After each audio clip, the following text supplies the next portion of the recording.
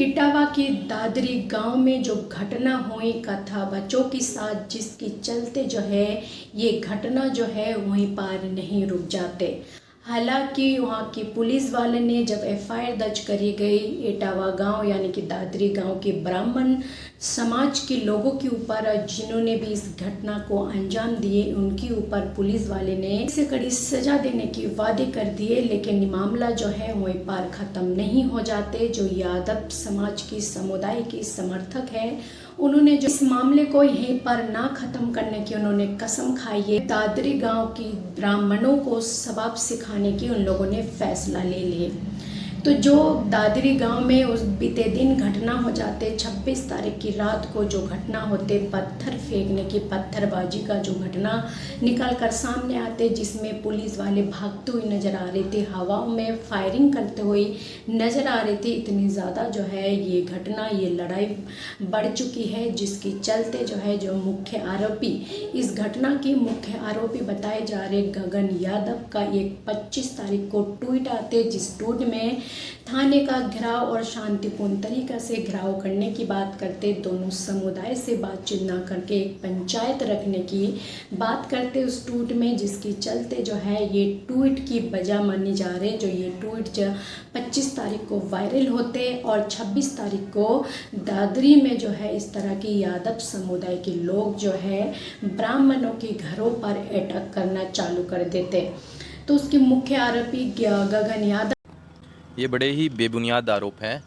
अगर आप प्रैक्टिकली समझेंगे, आप जांच कीजिएगा, आपको पता चलेगा कि अगर हम वहाँ ना जाते तो आरोप तो हमारे ऊपर तब भी लगना था। बहरहाल हम नहीं पहुँच पाए, हमें हाउस अरेस्ट कर लिया गया आगरा में ही, लेकिन उसके बाद भी आरोप लगे कि गगन यादव क्यों नहीं आया। तो वो जो दाग लगते हैं उन्हें तो मिटाया नहीं जा सकता। हाँ, आप ये ज़रूर कह सकते हैं कि वहाँ अगर गगन यादव पहुँच जाता तो क्या होता। मुझे विश्वास है कि ये हमारा पहला कोई ऐसा प्रकरण तो नहीं था। पिछले 7 सालों से हम लोग काम कर रहे हैं। ऐसी तमाम घटनाएं हैं जो हुई हैं जहां हम पहुंचे हैं। जहां भी हम पहुंचे हैं तो वहां हमने समाजों की लड़ाई को ख़त्म करने का काम किया है। बड़ा ही मैच्योर हमारा काम करने का तरीका रहता है। तो यही काम हम यहाँ पर भी करते हैं। लेकिन यही बात मैंने प्रशासन को भी कही थी, उच्च अधिकारियों को भी कही थी कि आप मुझे वहाँ जाने दीजिएगा, क्योंकि अगर मैं वहाँ नहीं पहुँचता हूँ तो आप उस दाग को कभी नहीं मिटा पाएंगे जो मेरे ऊपर लगेगा, जो कि आपको देखने के लिए मिला। अगर हम वहाँ पहुँचते तो मुझे उम्मीद है कि हम युवाओं को समझाते। हमने तो पहले ही कह दिया था कि हम दोनों पक्षों से नहीं मिलेंगे, हम एक पंचायत करेंगे, पंचायत के बाद हम शांतिपूर्ण तरीके से बखेवर थाने में प्रशासन से बात करने जाएंगे। और शब्द मैंने यूज़ किया है शांतिपूर्ण तरीके से, जिसमें प्रशासन हमें व्यवस्था देने का काम करे।